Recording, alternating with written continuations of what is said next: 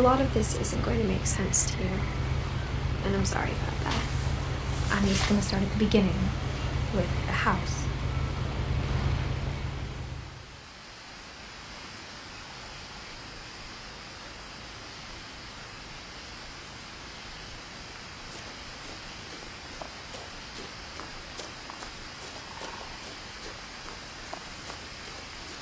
I lived here until I was 11, but I wasn't allowed inside half the rooms.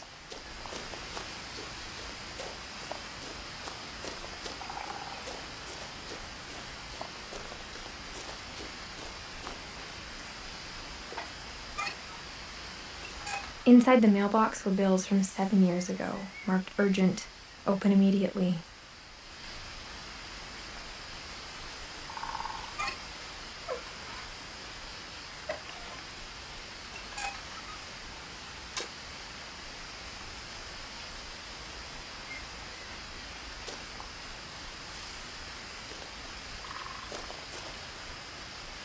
I hadn't been back since my brother Lewis's funeral.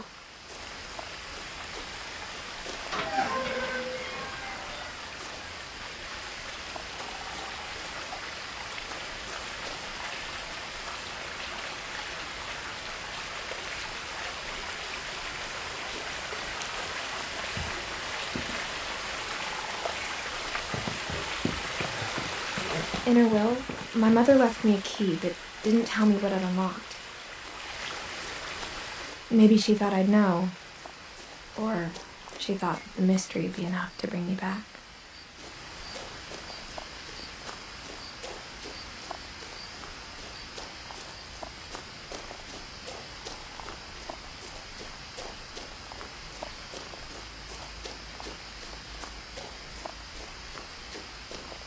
No one had driven this way in a long time, but I saw a few hoof prints.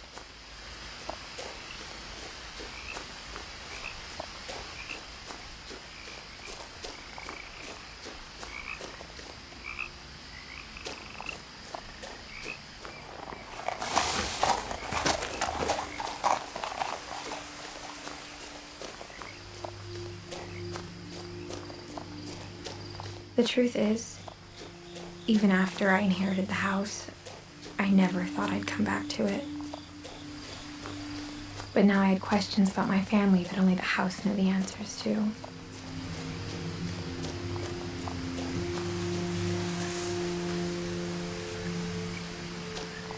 The house was exactly like I remembered it, the way I'd been dreaming about it.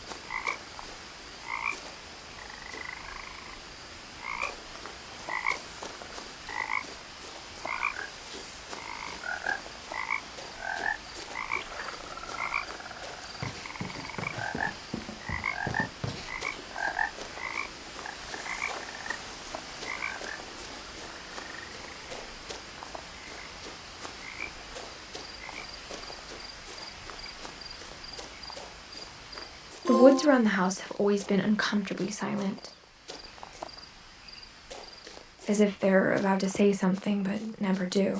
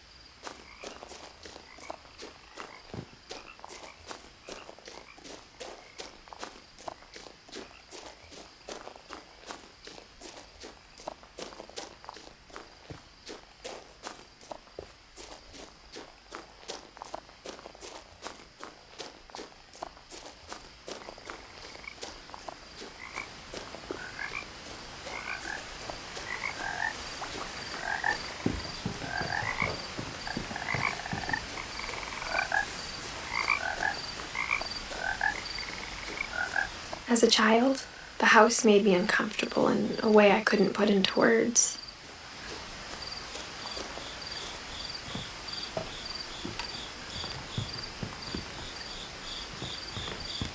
Now, as a 17-year-old, I knew exactly what those words were. I was afraid of the house.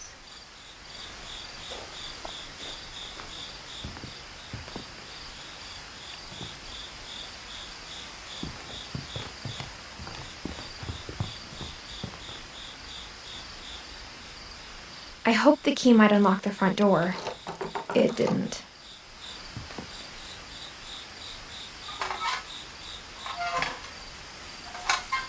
Looking in, I felt like the house itself had been waiting for me.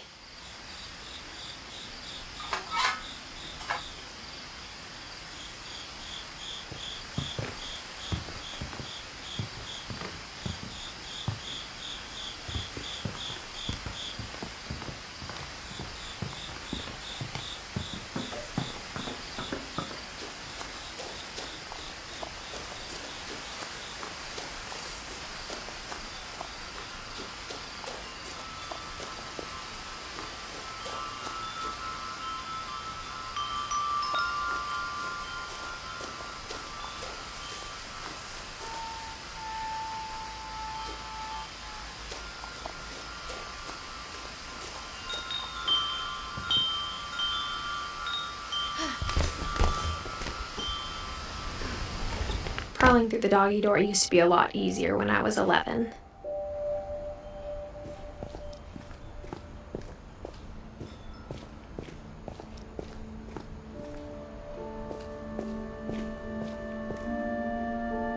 The power had been turned off the night we left. For the first time in years, I felt like I was home. But instead of a family, there were just memories of one.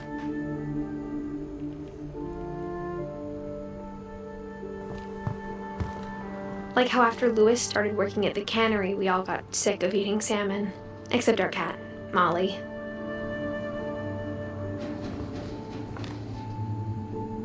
Or how only one restaurant would deliver to our house, so we had Chinese a lot.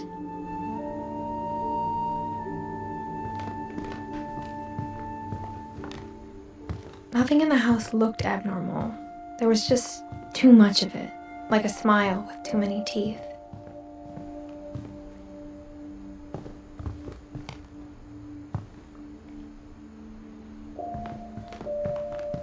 Even the fireplace had a story. Edie told me the bricks came from the original house, after it sank.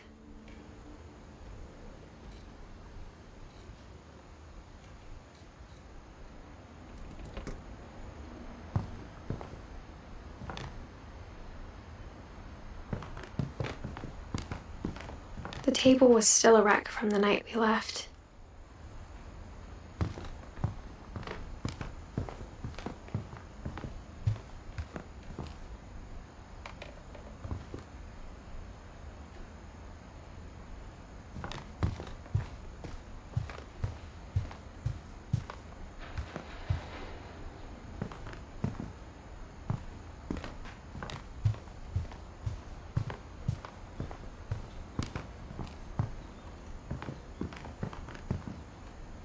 My mom was the only one of us who could imagine. It was like a bomb had gone off, killing everyone but sparing the furniture.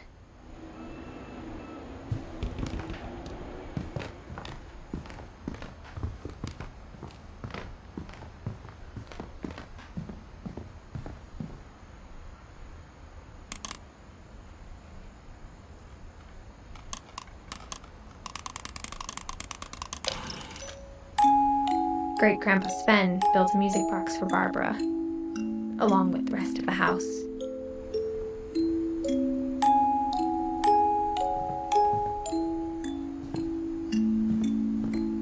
Mom always told me to stay out of the basement, so I wasn't too surprised when the key didn't fit.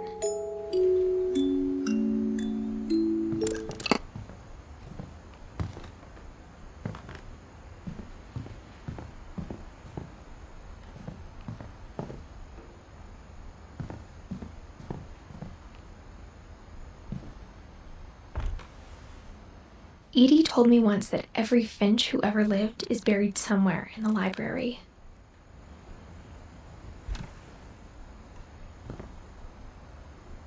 A lot of things got left behind in the whirlwind of that last night. My mom wasn't much of an optimist, but she never stopped believing that my brother Milton was alive.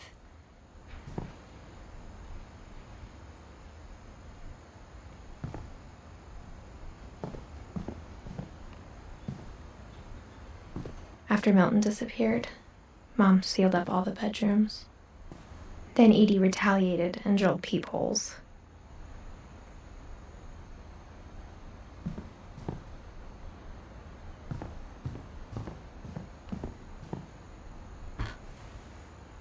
Molly always seemed like a girl I could imagine being friends with, if she hadn't died in 1947.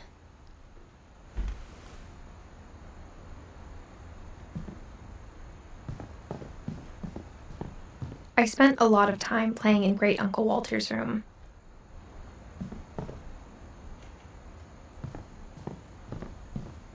Lewis told me there were secret passages, but I never believed him.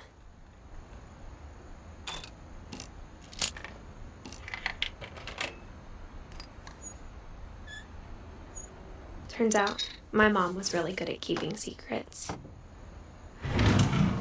Now it was time to find out what my mom had been afraid of.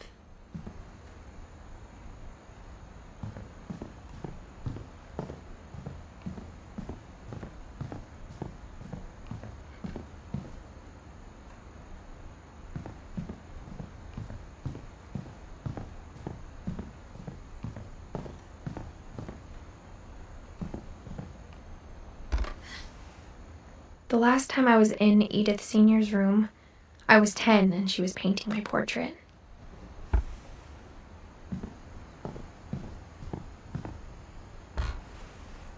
As a kid, I just assumed every house had peepholes and sealed rooms you weren't allowed inside of.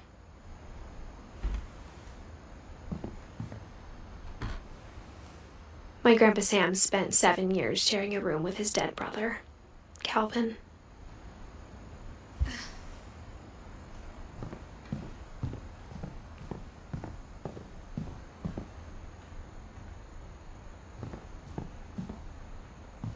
Whenever people ask me about my family, the first thing they always want to know about is Barbara.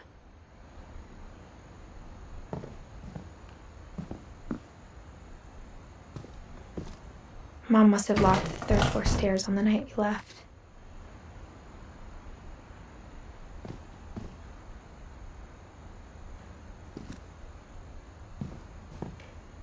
Edie's father, Odin, built the original house.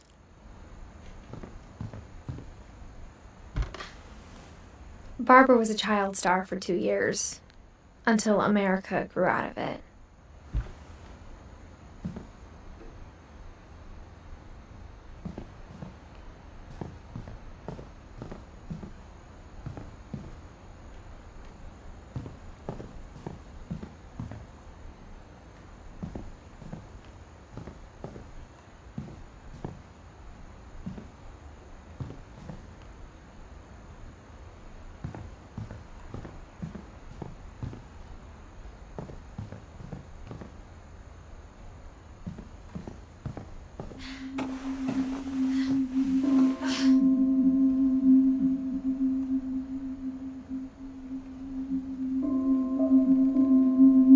Reading this, maybe it sounds like I had a plan, but I had no idea what was behind that door.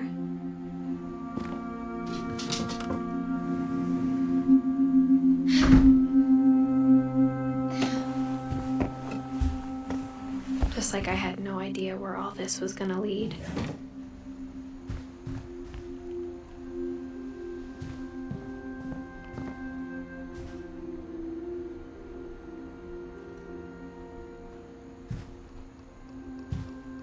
I got the sense Edie had spent a lot of time here, before my mom sealed the doors.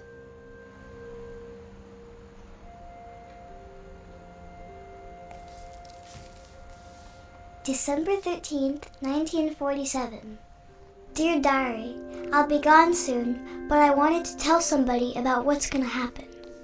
It started when Mom sent me to bed without dinner. I woke up and I was starving, so I looked around for something to eat.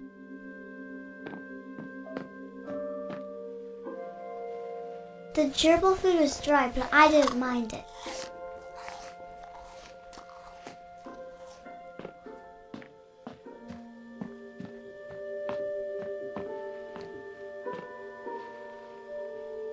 I thought about eating Christopher, but I held back.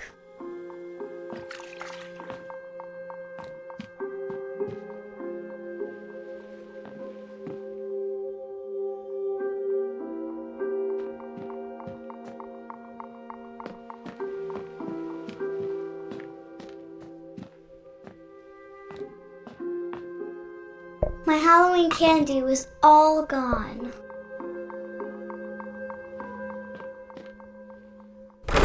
Mom, can I come out now? Sweetheart, it's late. Go to sleep.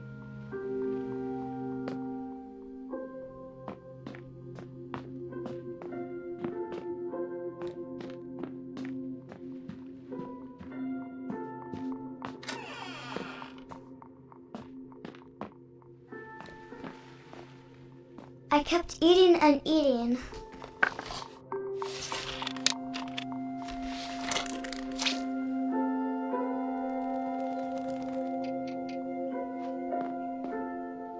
I ate a lot of things that night.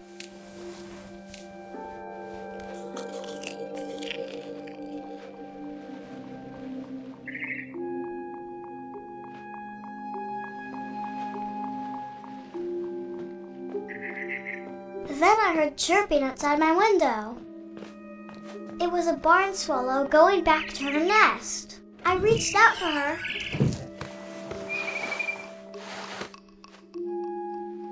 And suddenly, I was a cat.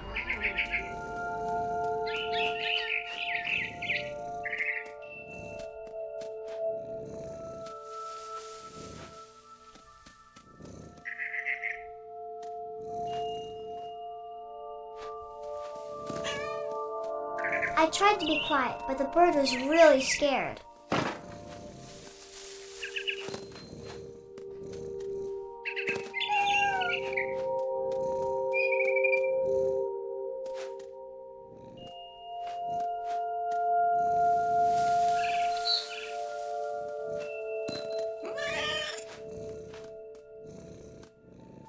Mom and Dad didn't even look at me.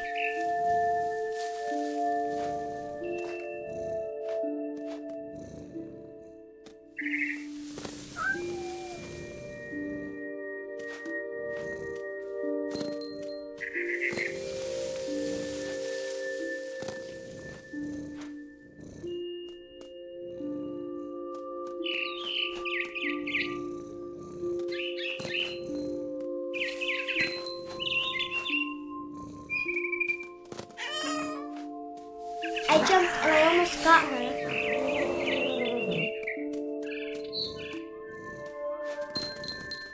I could tell she was getting really tired. Now I was up in the big tree. I promised Dad I wouldn't climb it anymore. All I cared about was eating that mama bird.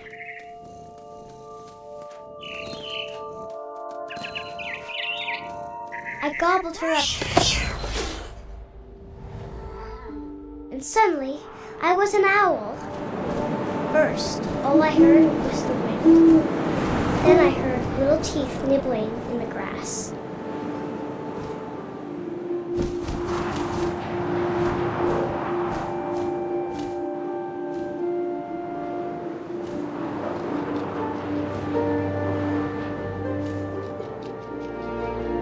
Rabbits.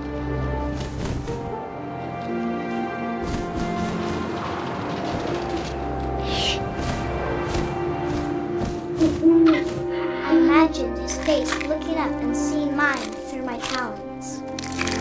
I swallowed him up, and I didn't chew one bit.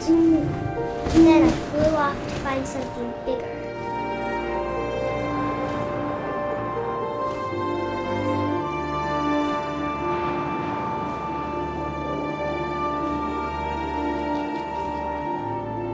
mama rabbit.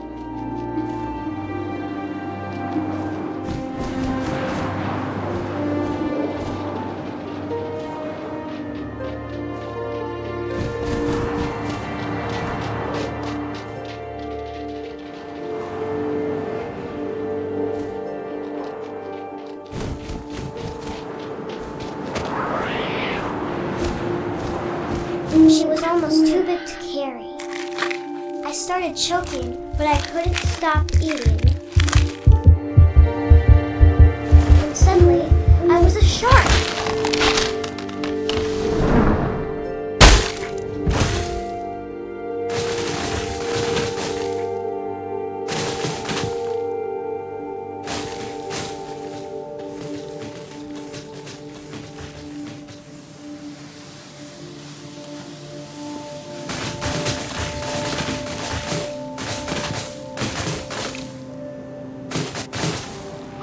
I rolled off a cliff and into the ocean. Now, I was hungrier than ever.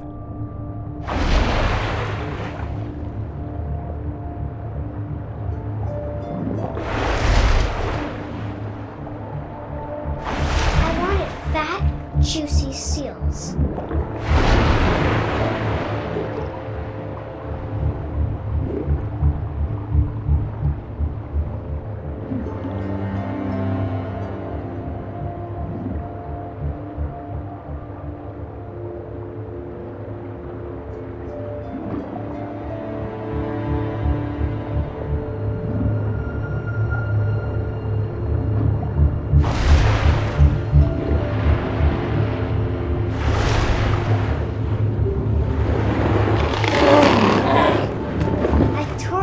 Flipper, and it tasted really good.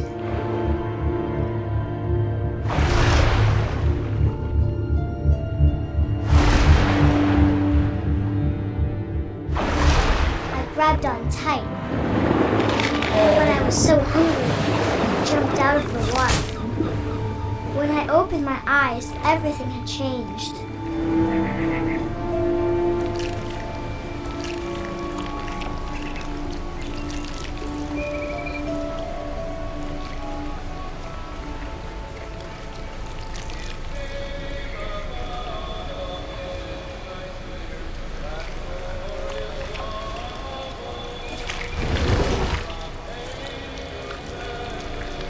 Now I was a monster, and I smelled people everywhere.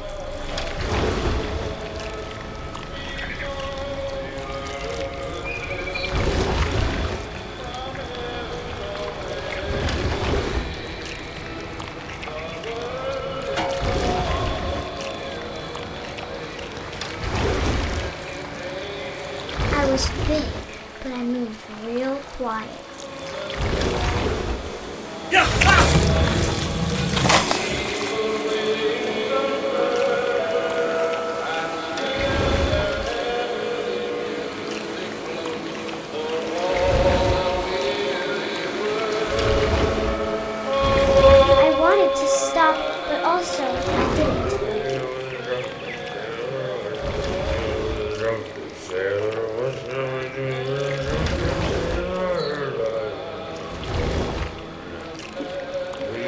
Belly was rusty, his belly was rusty, his belly was rusty, razor.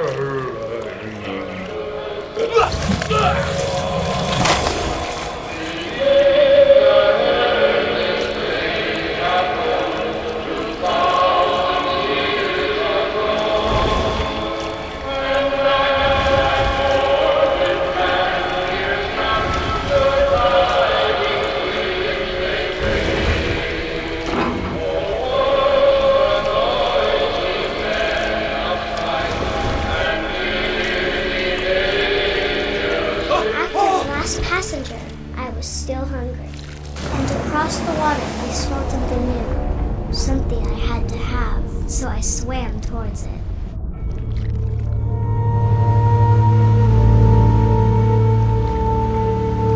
I slithered onto the sand, and the good smell went into an old pipe.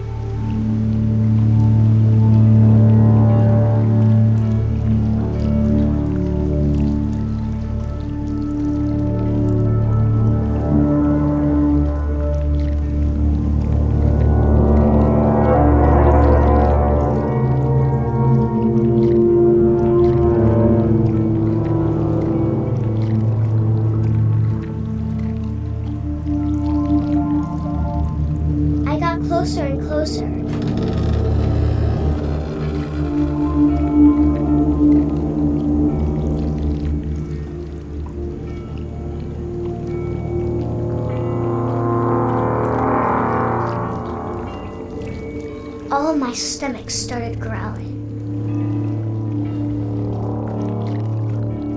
And suddenly, I was me again. I held my breath for a long time, but I couldn't hear anything. I think it's waiting for me to fall asleep. But it's not going to wait much longer. It needs to be, and we both know I will be delicious.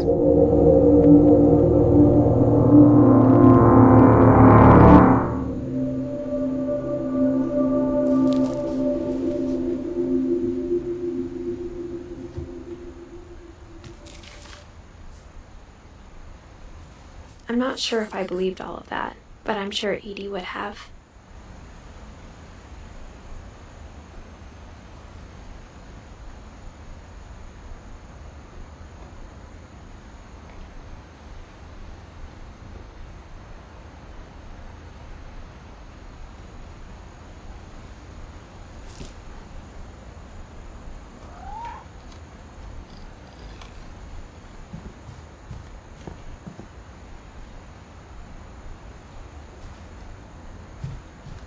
I grew up looking at Molly's room through the peephole. Molly's gerbil had a tiny bedroom with its own even tinier gerbil cage.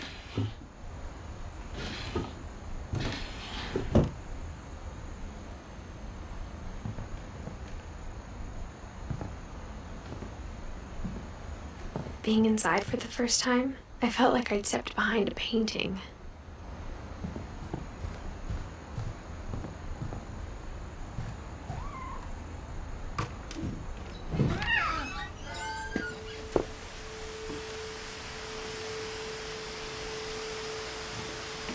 This will be obvious later, but my mom never told me any of these stories.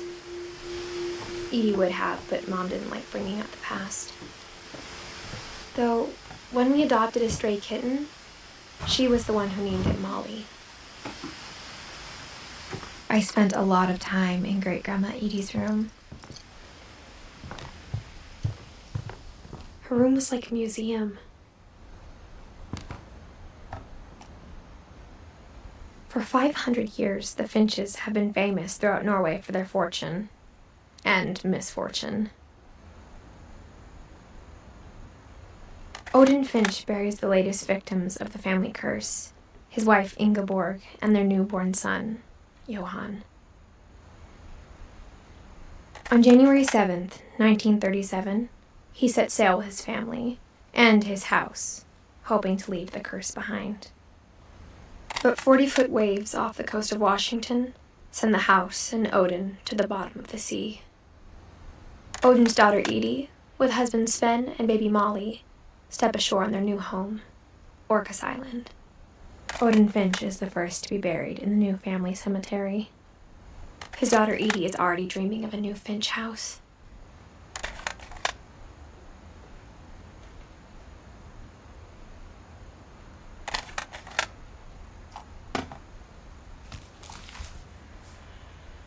Whatever's wrong with this family, it goes back a long ways.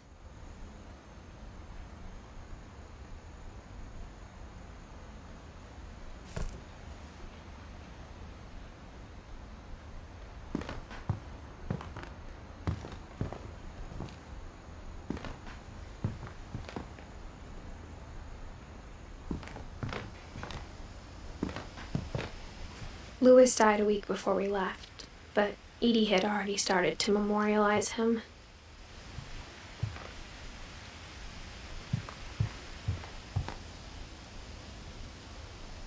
When Edie told people Sven was killed by a dragon, she could also have said he was building a dragon-shaped slide that collapsed.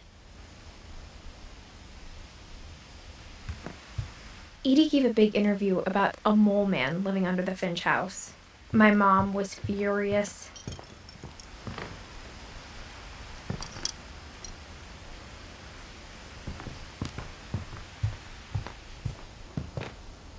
Even in her 90s, sometimes Edie seemed a lot younger than my mother.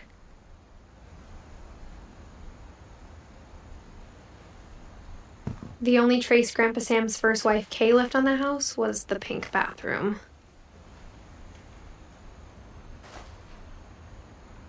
It was a pretty big trace.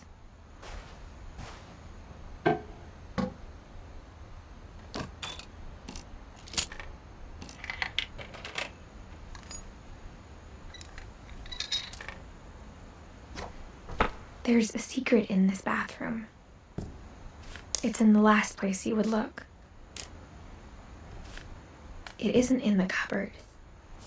It's hidden in this book.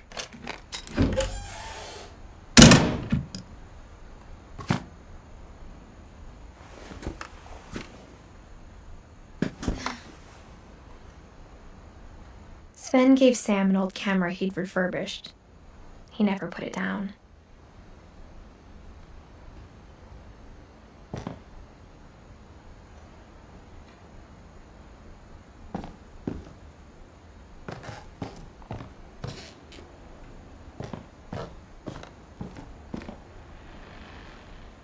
From the paintings on the wall, it was clear my brother Milton had been here before me.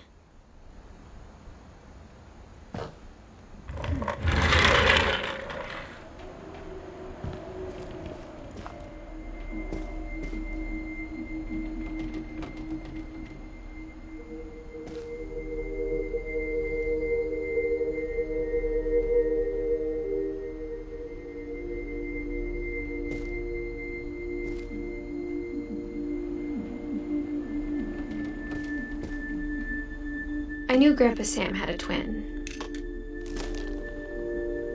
and that he never talked about him.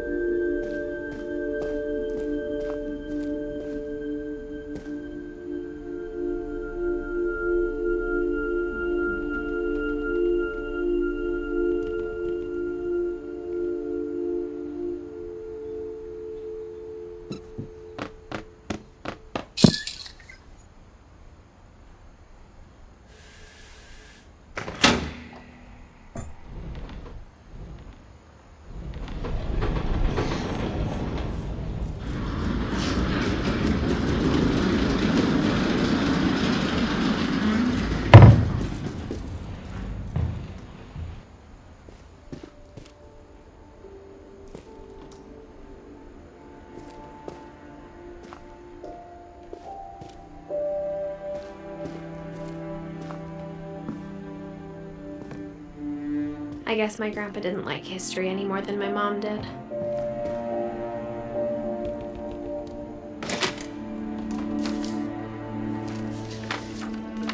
How I Want to Remember My Brother by Sam Finch.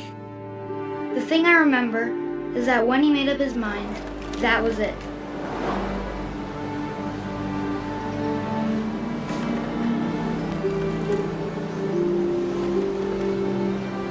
My brother said he'd die before he ate another mushroom, and he did.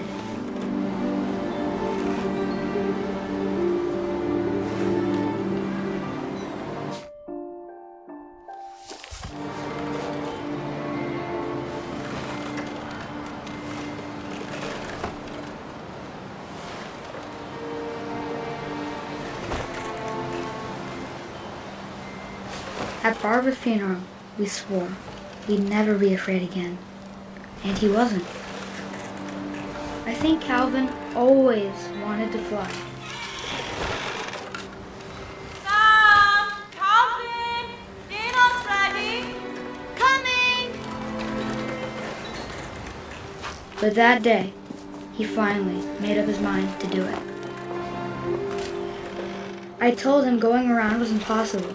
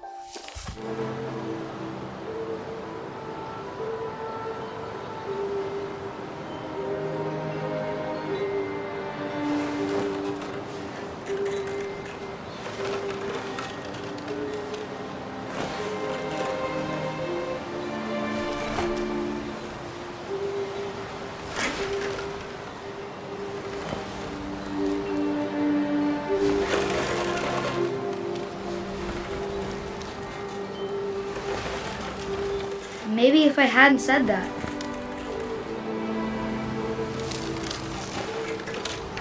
Calvin, I'm not gonna tell you again. Maybe if the wind hadn't picked up.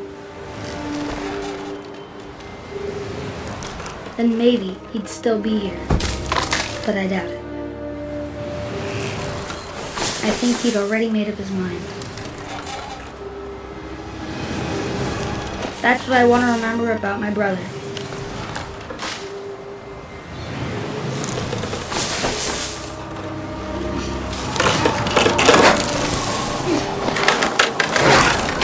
That's the day he made up his mind to fly. And he did.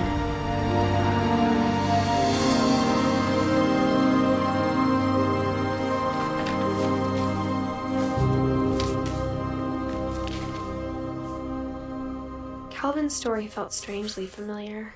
When I was younger, I remember trying to do the exact same thing.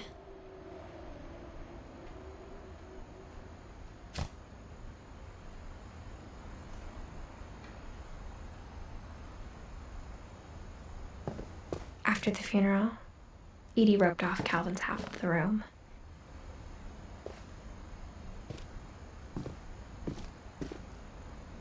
Mom said Grandpa Sam enlisted at 18 and never set foot in the room again.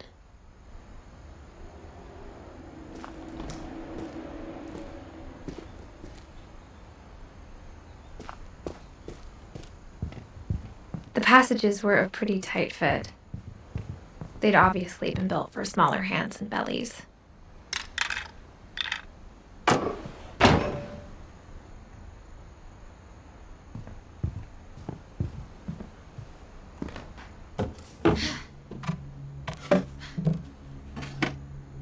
Growing up, I always thought of Barbara as a child star.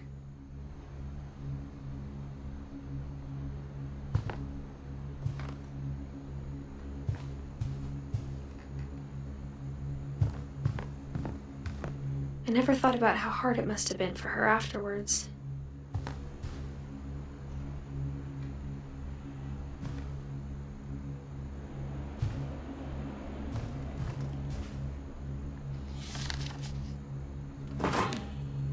Of all the stories people wrote about Barbara's death, I'm surprised Edie saved this one.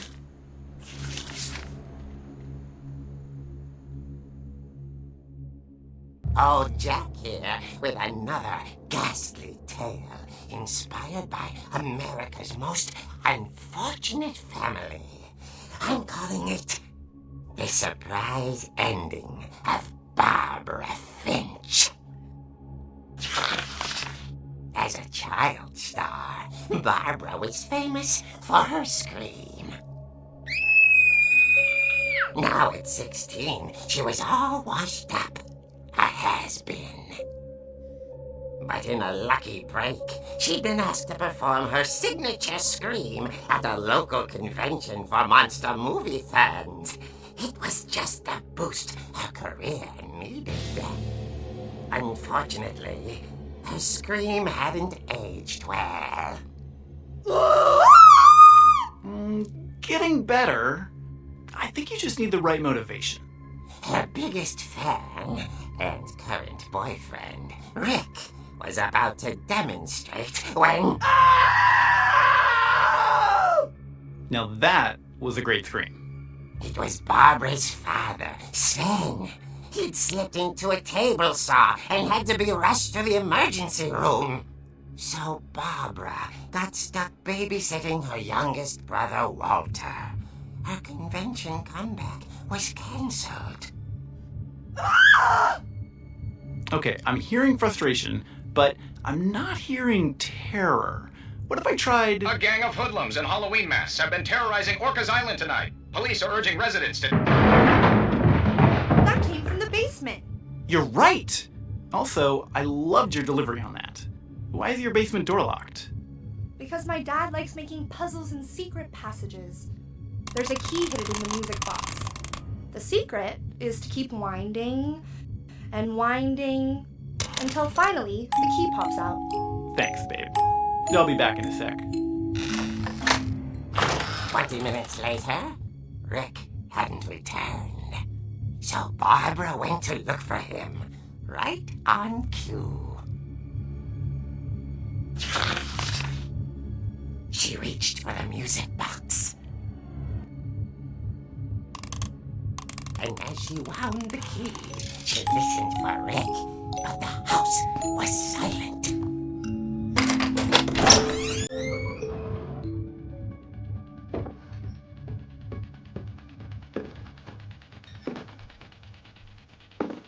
She found Rick's crutch and imagined the worst.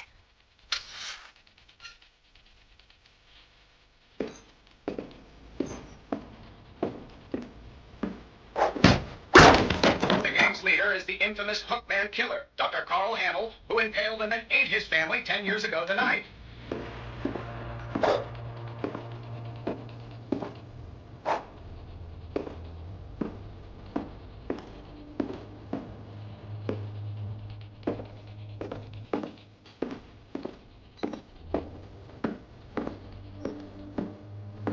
Oh, it rattled and grew still.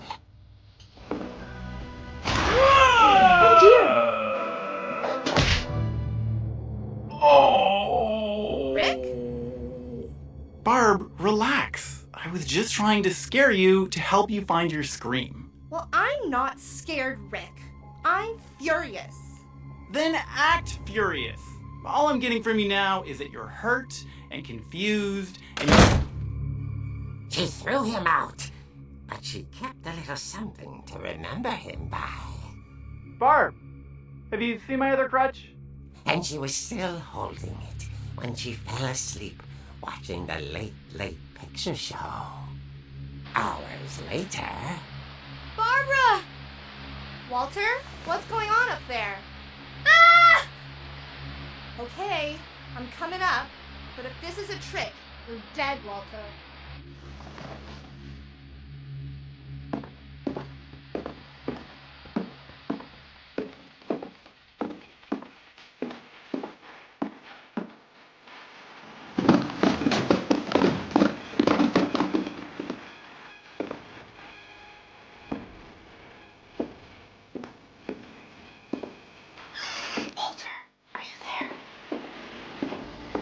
Walter vanished, but his bedside radio was still on. Orcas Island police describe the man as 6 feet tall, with a steel hook for a hand. Residents are urged to lock all doors and windows and notify the police of any suspicious activity. Barbara turned, saw the hookman, and was speechless. He was quite smashing. And because he couldn't get enough of Barbara. Okay, Barbara, there's gotta be another way out of here.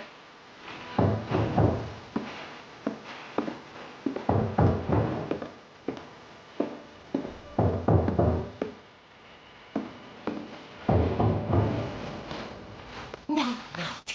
She played her part beautifully.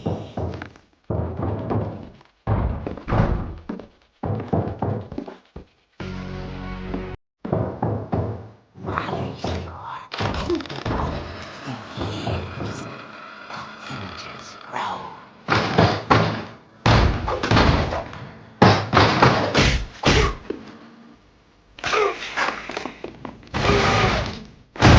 He wasn't moving, but she sensed the story might not be over yet.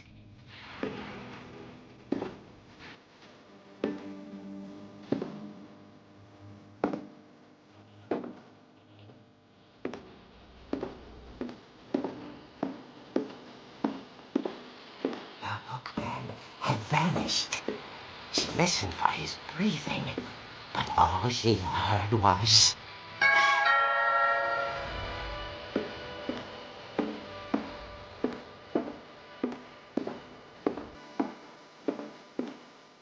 At the door, she heard whispering. It was coming from inside the house.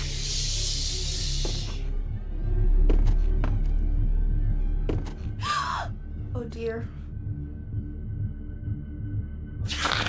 Surprise! alone, Barbara. You were wonderful. The monsters had come to surprise her.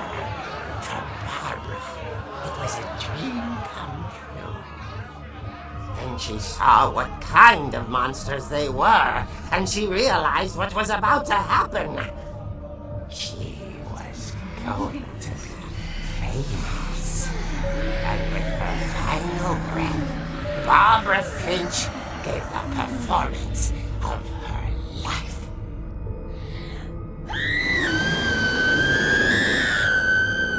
I wasn't there myself, but I hear Barbara was magnificent. Poor girl. She had a taste for stardom. But unfortunately, so did her fans. Of course, the police blamed it all on poor Rick, who disappeared the same night. And little Walter, hiding under his bed the whole time. He took it all pretty hard, but that's another story. As for Barbara, tucked inside the music box is all they ever found of her. Her ear. Now that's what I call a real eerie tale.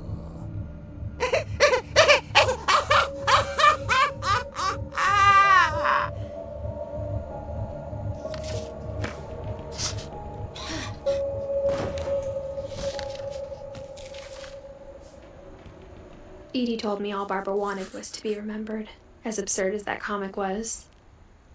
Maybe what Edie saw was a happy ending.